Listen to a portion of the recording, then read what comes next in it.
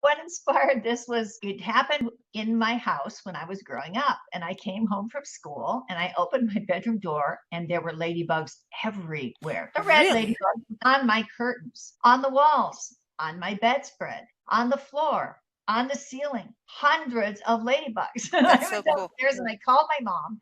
And I remember she stood with her hands like on her hips and she could not figure out. She was more like concerned with how are they getting in here? How is this even happening? Why is this happening?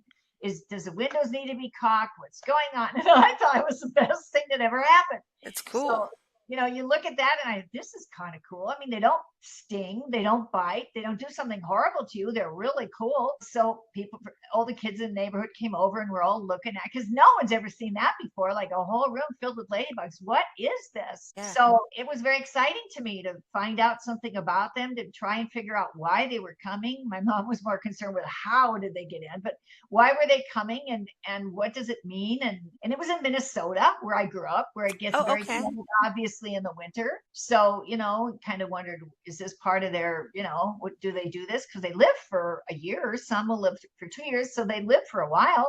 So you're like, oh, are they trying to do something here? Because we get the in Minnesota we have seasons.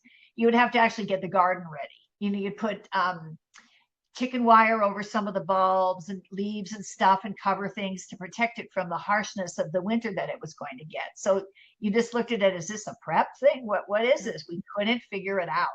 So it did happen.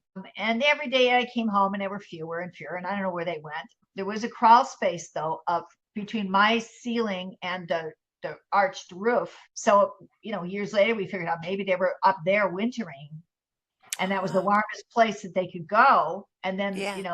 whatever. Because not only did they come, they came many years, year after year after year. In the fall, they would come. And Hmm. at the beginning, it was like, oh, exciting. And after a while, my friends were like, okay, again. You know what I mean? No one was as excited as I was because it was just the coolest thing. And I was already gardening. I had a little vegetable garden. I like gardening. So I was already doing my little garden. I was like, oh, they're kind of a good bug. This is a good thing. So it happened year after year after year, just like in my book. Oh, And it's kids don't have most kids know what a ladybug is though. Most kids do know that.